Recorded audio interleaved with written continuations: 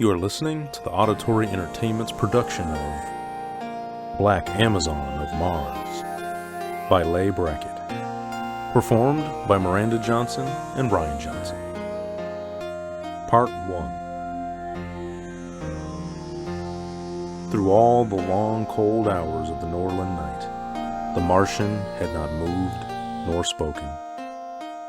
At dusk of the day before, Eric John Stark had brought him into the ruined tower and laid him down, wrapped in blankets, on the snow.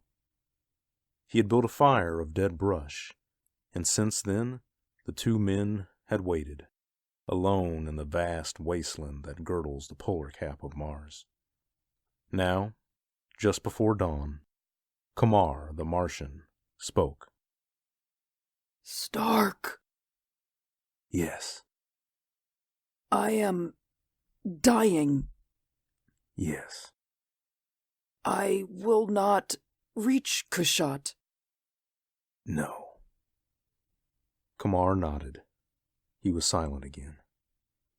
The wind howled down from the northern ice, and the broken walls rose up against it, brooding, gigantic, roofless, but now so huge and sprawling that they seemed less like walls than cliffs of ebon stone. Stark would not have gone near them but for Kamar.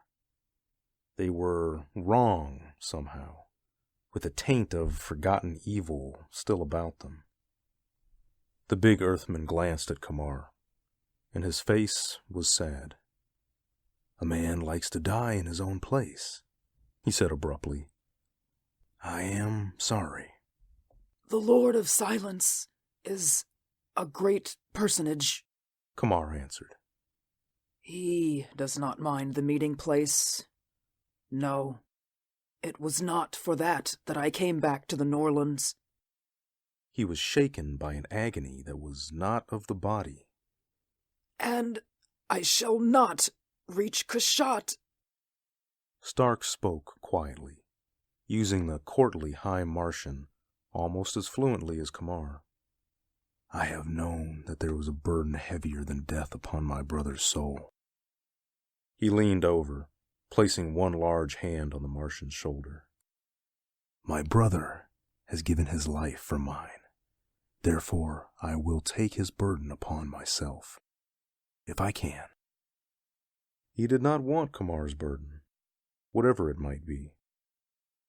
But the Martian had fought beside him through a long guerrilla campaign among the harried tribes of the nearer moon. He was a good man of his hands, and in the end had taken the bullet that was meant for Stark, knowing quite well what he was doing. They were friends. That was why Stark had brought Kamar into the bleak north country, trying to reach the city of his birth. The Martian was driven by some secret demon. He was afraid to die before he made it to Kushat. And now he had no choice. I have sinned, Stark. I have stolen a holy thing. You are an outlander. You would not know of Ban Cruach and the talisman that he left when he went away forever beyond the gates of death. Kamar flung aside the blankets and sat up, his voice gaining a febrile strength. I was born and bred in the thieves' quarter, under the wall. I was proud of my skill, and the talisman was a challenge. It was a treasured thing, so treasured that hardly a man has touched it since the days of Ban Cruach, who made it. And that was in the days when men still had the luster on them, before they forgot that they were gods. Guard well the gates of death, he said. That is the city's trust. And keep the talisman always, for the day may come when you will need its strength. Who holds Kushat holds Mars.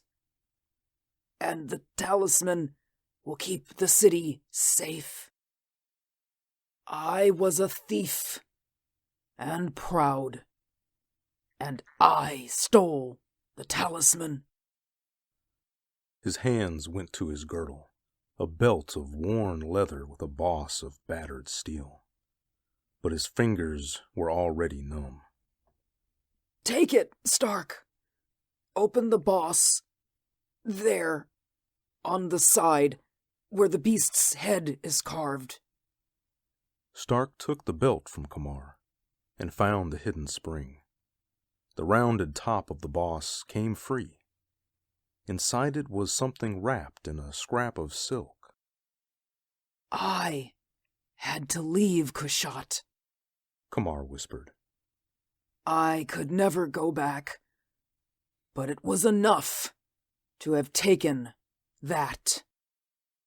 He watched, shaken between awe and pride and remorse, as Stark unwrapped the bit of silk. Stark had discounted most of Kamar's talk as superstition, but even so, he had expected something more spectacular than the object he held in his palm. It was a lens, some 4 inches across, man-made, and made with great skill, but still only a bit of crystal. Turning it about, Stark saw that it was not a simple lens, but an intricate interlocking of many facets, incredibly complicated, hypnotic if one looked at it too long. "What's its use?" he asked of Kamar. We are as children. We have forgotten. But there is a legend, a belief, that Ban Cruach himself made the talisman as a sign that he would not forget us, and would come back when Kushat is threatened, back through the gates of death, to teach us again the power that was his. "I do not understand," said Stark. "What are the gates of death?" Kamar answered. It is a pass that opens into the Black Mountains, beyond Kushat. The city stands guard before it. Why, no man remembers, except that it is a great trust. His gaze feasted on the talisman. Stark said, "You wish me to take this to Kushat?" Yes. Yes. And yet... Kamar looked at Stark, his eyes filling suddenly with tears. No. The North is not used to strangers. With me, you might have been safe, but alone... No, Stark. You have risked too much already. Go back, out of the Norlands, while you still can. He lay back on the blankets. Stark saw that a bluish pallor had come into the hollows of his cheeks. "Kamar," he said, and again, "Kamar!" Yes. "Go in peace, Kamar. I will take the talisman to Kushat." The Martian sighed and smiled, and Stark was glad that he had made the promise. The riders of Mech are wolves, Kamar said suddenly. They hunt these gorges. Look out for them. "I will." Stark's knowledge of the geography of this part of Mars was vague indeed, but he knew that the mountain valleys of Mech lay ahead and to the north, between him and Kushat. Kamar had told him of these upland warriors. He was willing to heed the warning. Kamar had done with talking. Stark knew that he had not long to wait. The wind spoke with the voice of a great organ. The moons had set, and it was very dark outside the tower, except for the white glimmering of the snow. Stark looked up at the brooding walls and shivered. There was a smell of death already in the air. To keep from thinking, he bent closer to the fire, studying the lens. There were scratches on the bezel, as though it had been held sometime in a clamp or a setting, like a jewel. An ornament, probably, worn as a badge of rank. Strange ornament for a barbarian king in the dawn of Mars. The firelight made tiny dancing sparks of the endless inner facets. Quite suddenly, he had a curious feeling that the thing was alive. A pang of primitive and unreasoning fear shot through him, and he fought it down. His vision was beginning to blur, and he shut his eyes, and in the darkness, it seemed that he could see and hear. He started up, shaken now with an eerie terror, and raised his hand to hurl the talisman away. But the part of him that had learned, with much pain and effort, to be civilized, made him stop and think. He sat down again. An instrument of hypnosis? Possibly. And yet that fleeting touch of sight and sound had not been his own, out of his own memories. He was tempted now, fascinated, like a child that plays with fire. The talisman had been worn somehow. Where? On the breast? On the brow? He tried the first with no result. Then he touched the flat surface of the lens to his forehead. The great tower of stone rose up monstrous to the sky. It was whole, and there were pallid lights within that stirred and flickered, and it was crowned with a shimmering darkness. He lay outside the tower, on his belly, and he was filled with fear and a great anger, and a loathing such as turns the bones to water. There was no snow. There was ice everywhere, rising to half the tower's height, sheathing the ground. Ice, cold and clear and beautiful and deadly. He moved. He glided snake-like, with infinite caution, over the smooth surface. The tower was gone, and far below him was a city. He saw the temples and the palaces, the glittering, lovely city beneath him in the ice, blurred and fairy-like and strange, a dream half glimpsed through crystal. He saw the ones that lived there, moving slowly through the streets. He could not see them clearly, only the vague shining of their bodies, and he was glad. He hated them, with a hatred that conquered even his fear, which was great indeed. He was not Eric John Stark. He was Ban Cruach. The tower and the city vanished, swept away on a reeling tide.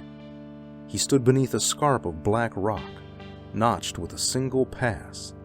The cliffs hung over him, leaning out their vast bulk as though to crush him, and the narrow mouth of the pass was full of evil laughter where the wind went by.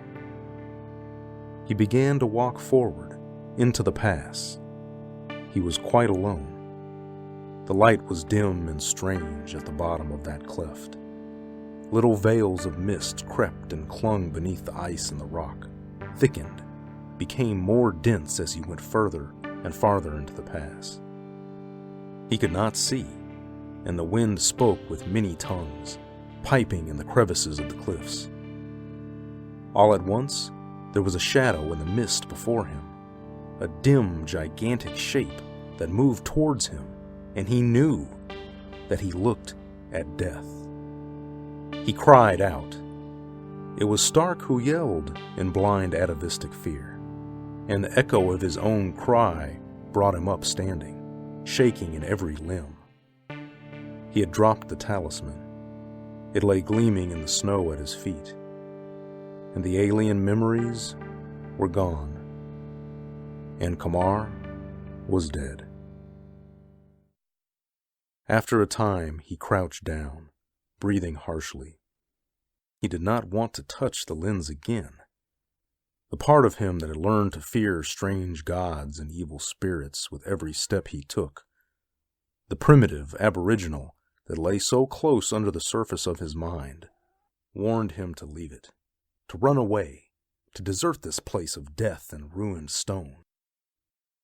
He forced himself to take it up. He did not look at it. He wrapped it in the bit of silk and replaced it inside the iron boss and clasped the belt around his waist. Then he found the small flask that lay with his gear beside the fire and took a long pull and tried to think rationally of the thing that had happened. Memories, not his own, but the memories of Ban Cruach, 1,000,000 years ago in the morning of a world. Memories of hate, a secret war against unhuman beings that dwelt in crystal cities cut in the living ice, and used these ruined towers for some dark purpose of their own. Was that the meaning of the talisman? The power that lay within it? Had Ban Cruach, by some elder and forgotten science, imprisoned the echoes of his own mind in the crystal? Why? Perhaps as a warning, as a reminder of ageless alien danger beyond the gates of death? Suddenly, one of the beasts tethered outside the ruined towers started up from its sleep with a hissing snarl. Instantly, Stark became motionless. They came silently on their padded feet, the rangy mountain brutes moving daintily through the sprawling ruin. Their riders, too, were silent. Tall men with fierce eyes and russet hair, wearing leather coats and carrying each a long, straight spear. There were a score of them around the tower in the windy gloom. Stark did not bother to draw his gun. He had learned very young the difference between courage and idiocy. He walked out towards them, slowly, lest one of them be startled into spearing him, yet not slowly enough to denote fear. And he held up his right hand and gave them greeting. They did not answer him. They sat their restive mounts and stared at him, and Stark knew that Kamar had spoken the truth. These were the riders of Mech, and they were wolves. Stark waited until they should tire of their own silence. Finally, one demanded, "Of what country are you?" He answered, "I am called N'Chaka, the man without a tribe."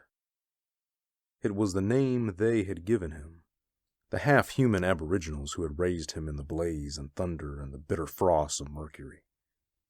"A stranger," said the leader, and smiled. He pointed at the dead Kamar and asked, "Did you slay him?" "He was my friend," said Stark. "I was bringing him home to die." The two riders dismounted to inspect the body. One called up to the leader, "He was from Kushat, if I know the breed, Thord. And he has not been robbed." He proceeded to take care of that detail himself. "A stranger," repeated the leader, Thord, "bound for Kushat, with a man of Kushat. Well, I think you will come with us, stranger." Stark shrugged, and with the long spears pricking him, he did not resist when the tall Thord plundered him of all he owned except his clothes and Kamar's belt, which was not worth the stealing. His gun Thord flung contemptuously away. One of the men brought Stark's beast and Kamar's from where they were tethered, and the Earthman mounted, as usual, over the violent protest of the creature, which did not like the smell of him. They moved out from under the shelter of the walls into the full fury of the wind. For the rest of that night, and through the next day, and the night that followed it, they rode eastward, stopping only to rest the beasts and to chew on their rations of jerked meat.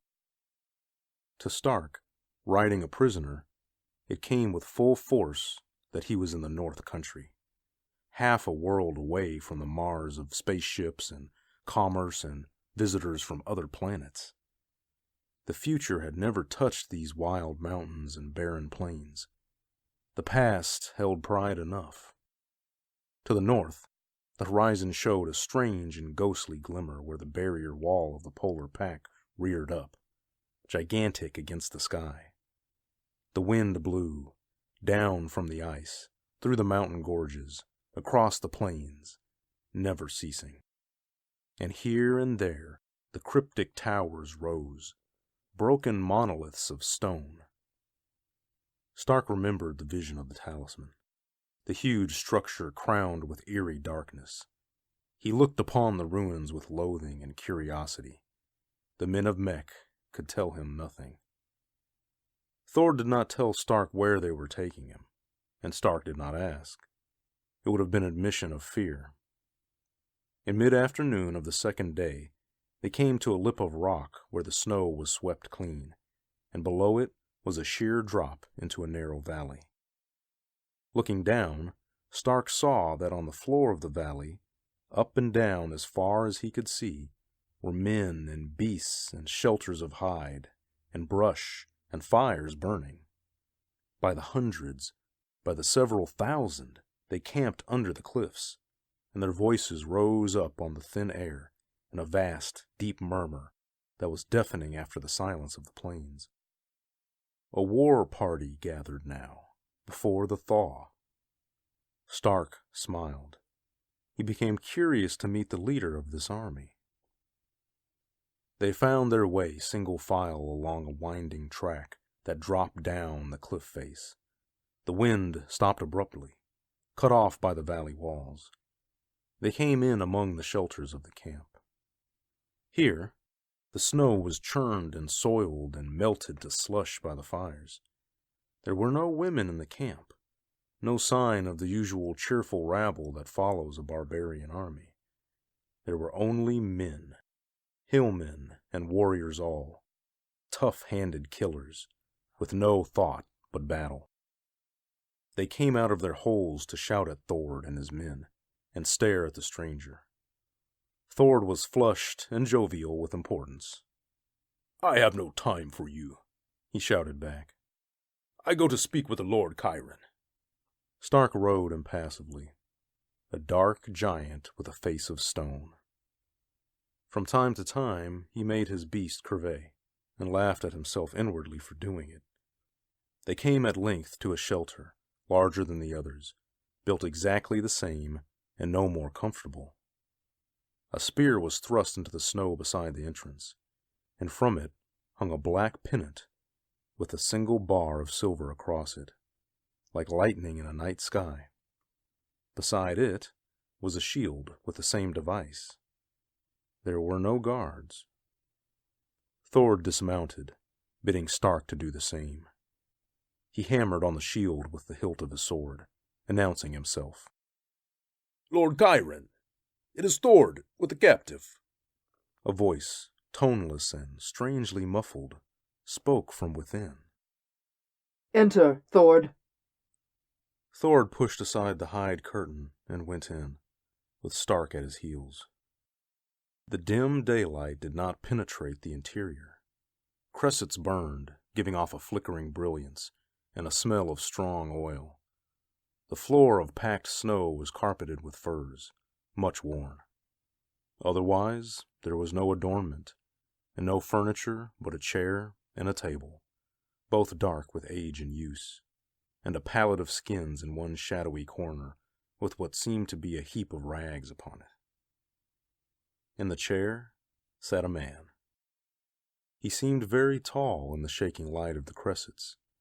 From neck to thigh his lean body was cased in black link mail, and under that a tunic of leather dyed black. Across his knees he held a sable axe, a great thing made for the shearing of skulls, and his hands lay upon it, gently, as though it were a toy he loved. His head and face were covered by a thing that Stark had only seen before in very old paintings, the ancient war mask of the inland kings of Mars. Wrought of black and gleaming steel, it presented an unhuman visage of slitted eye holes and a barred slot for breathing. Behind, it sprang out in a thin, soaring sweep, like a dark wing edge in flight. The intent, expressionless scrutiny of that mask, was bent not upon Thord, but upon Eric John Stark. The hollow voice spoke again from behind the mask. Well? We were hunting in the gorges to the south, said Thord. We saw a fire.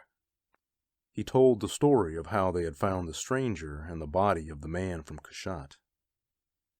Cruach, said the Lord Ciaran softly. Ah. And why, stranger, were you going to Cruach?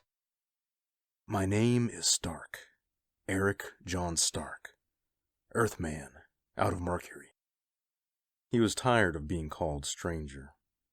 Quite suddenly, he was tired of the whole business. Why should I not go to Cruach? Is it against some law that a man may not go there in peace without being hounded all over the Nordlands? And why do the men of Mech make it their business? They have nothing to do with the city. Thord held his breath, watching with delighted anticipation. The hands of the man in armor caressed the axe. They were slender hands, smooth and sinewy, small hands, it seemed, for such a weapon. We make what we will our business, Eric John Stark. He spoke with a peculiar gentleness. I have asked you, why were you going to Cruach? Because, Stark answered with equal restraint, my comrade wanted to go home to die. It seems like a long, hard journey, just for dying. The black helm bent forward in an attitude of thought. Only the condemned or banished leave their cities or their clans. Why did your comrade flee Cruach? A voice spoke suddenly from out of the heap of rags that lay on the pallet in the shadows of the corner. A man's voice, deep and husky, with the harsh quaver of age or madness in it. 3 men besides myself have fled Cruach over the years that matter. 1 died in the spring floods. 1 was caught in the moving ice water of winter. And 1 lived. A thief named Kamar, who stole a certain talisman. Stark said, my comrade was called Greshy.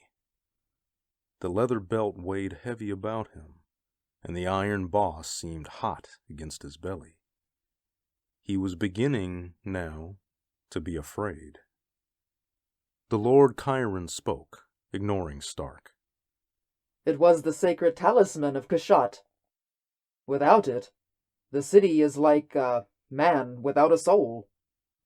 As the Vale of Tanit was to Carthage, Stark thought, and reflected on the fate of that city after the Vale was stolen. But the nobles were afraid of their own people, the man in armor said. They did not dare to tell that it was gone. But we know. And, said Stark, you will attack Cruach before the thaw, when they least expect you. You have a sharp mind, stranger. Yes, but the Great Wall will be hard to carry, even so. If I came bearing in my hands the talisman of Ban Cruach. He did not finish, but instead turned to Thord. When you plundered the dead man's body, what did you find? Nothing, Lord. A few coins, a knife, hardly worth a taking. And you, Eric John Stark, what did you take from the body? With perfect truth, he answered, nothing. Thord, said the Lord Ciaran. Search him. Thord came smiling up to Stark and ripped his jacket open. With uncanny swiftness, the Earthman moved. The edge of one broad hand took Thord under the ear, and before the man's knees had time to sag, Stark had caught his arm. He turned, crouching forward, and pitched Thord headlong through the door flap. He straightened and turned again. His eyes held a feral glint. "The man has robbed me once," he said. "It's enough." He heard Thord's men coming. 3 of them tried to jam through the entrance at once, and he sprang at them. He made no sound. His fists did the talking for him, and then his feet, as he kicked the stunned barbarians back upon their leader. "Now," he said to the Lord Ciaran, "will we talk as men?" The man in armor laughed, a sound of pure enjoyment. It seemed that the gaze behind the mask studied Stark's savage face, and then lifted to greet the sullen Thord, who came back into the shelter, his cheeks flushed crimson with rage. "Go," said the Lord Ciaran. "The stranger and I will talk." "But, Lord," he protested, staring at Stark, "it is not safe." "My dark mistress looks after my safety," said Ciaran, stroking the axe across his knees. "Go." Thord went. The man in armor was silent then.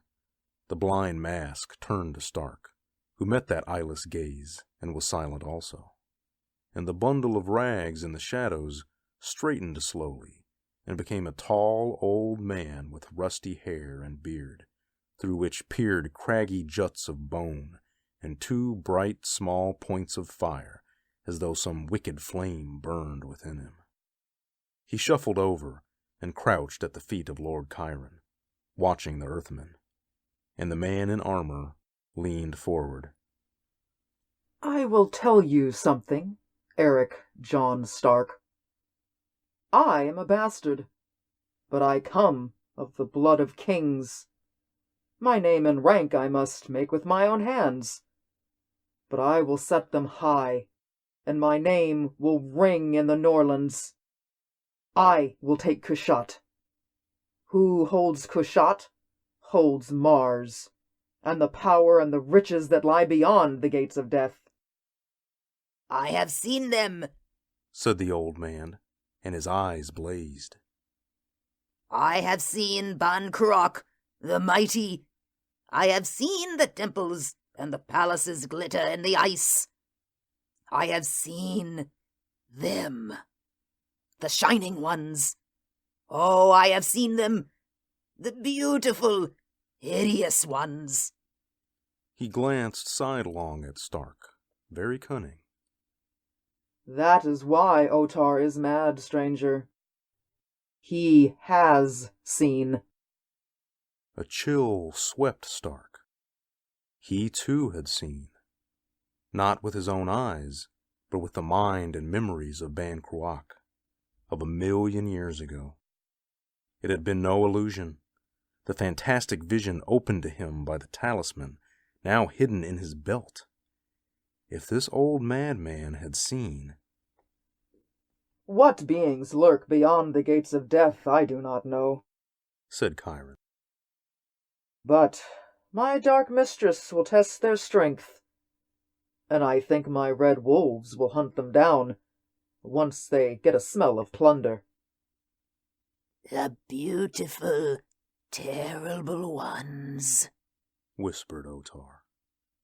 And all the temples, and the palaces, and the great towers of stone.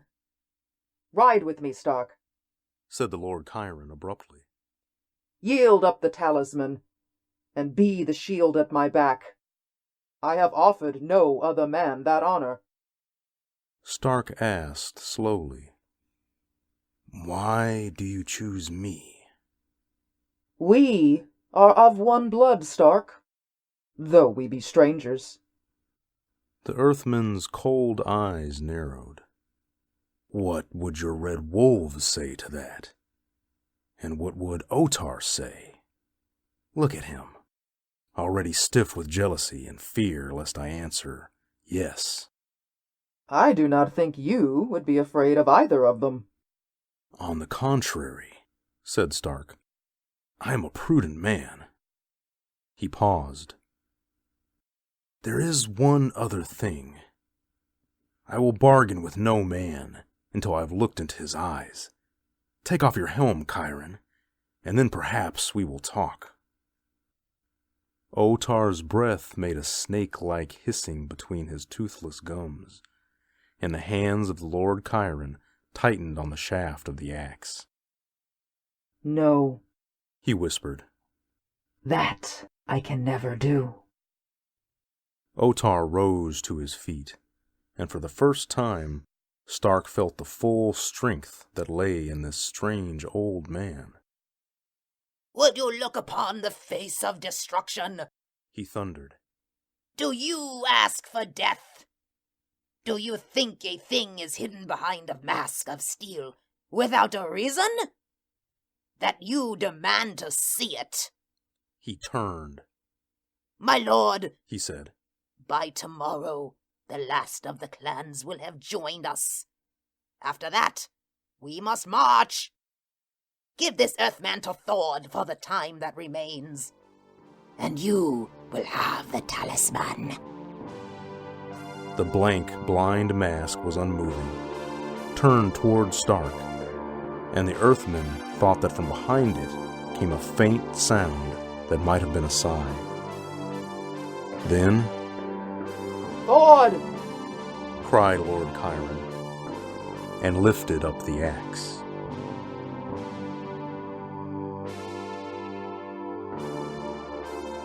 End of Part 1. Part 2, coming soon. You've been listening to the Auditory Entertainment's production of Black Amazon of Mars by Leigh Brackett. Performed by Miranda Johnson and Ryan Johnson. If you enjoyed this performance, please subscribe, leave a comment, or a review. Thank you for listening.